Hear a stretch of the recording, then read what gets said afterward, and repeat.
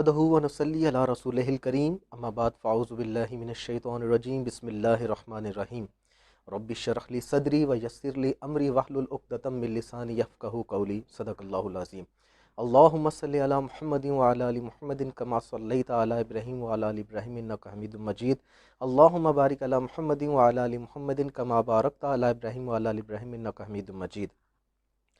دو جہاں کی نعمتیں ملتی ہیں روزہ دار کو، دو جہاں کی نعمتیں ملتی ہیں روزہ دار کو، جو نہیں رکھتا ہے روزہ وہ بڑا نادان ہے۔ محترم ناظرین، آپ دیکھ رہے ہیں رمضان المبارک کی خصوصی نشریات برکات رمضان ریپبلک نیوز پر، اور میں ہوں آپ کا میزبان ڈاکٹر عادل رضا سیفی۔ میری طرف سے اور میری پوری ٹیم کی طرف سے آپ کو السلام علیکم ورحمۃ اللہ وبرکاتہ۔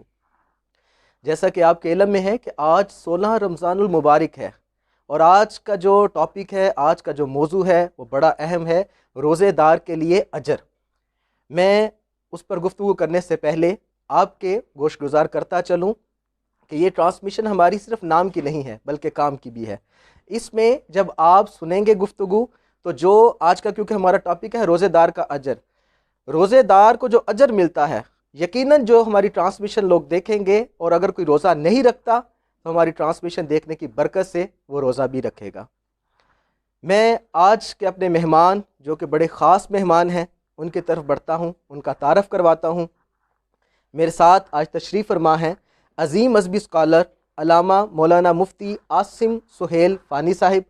میں آپ کا بے حد مشکور ہوں کہ آپ میری ٹرانسمیشن میں تشریف لائے، اور حضرت کے لیے یہ بات بھی کہنا چاہوں گا کہ یہ بہت پائے کے حکیم بھی ہیں، تو آج ہماری یہ خوش قسمتی ہے کہ ہم ان سے دین کی باتیں بھی سیکھیں گے اور حکمت کی باتیں بھی سیکھیں گے۔ جی تو حضرت میں آپ سے پوچھ رہا تھا کہ باب الریان کا معنی کیا ہے؟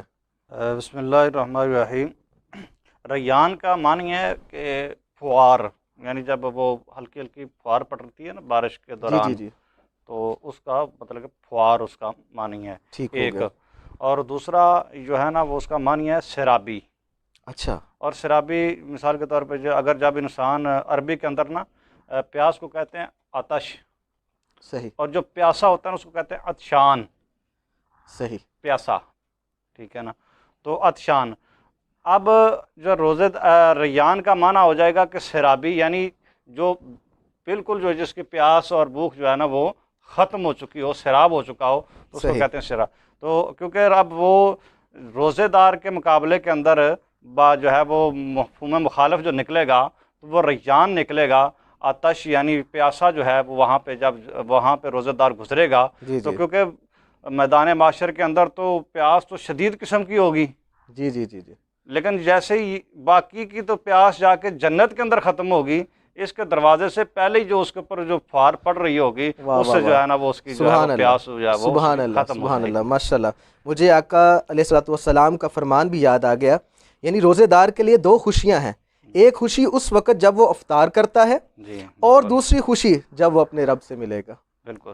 تو اس میں ڈاکٹر صاحب اور بھی تھوڑا سا اضافہ کروں گا، جی جی، وہ بسم بھی اللہ۔ حدیث پاک ہے کہ جب انسان روزہ افطار کرتا ہے نا تو اس وقت انسان دنیا کے اندر جو بھی دعا مانگتا اللہ تعالیٰ اس کی قبول فرما واہ لیتا واہ ہے۔ واہ، سبحان اللہ۔ یعنی کہ یہاں پہ ایک میں ناظرین کو بتاتا چلوں کہ افطاری کے وقت آپ کی کھجور پہ یا کھانے پہ نظر ہے تو اس سے پہلے دعا مانگ لیں اپنے رب سے، آپ اور اپنے رب سے جو دعا مانگیں گے وہ بھی قبول ہوگی۔ قبول ہو جائے گی۔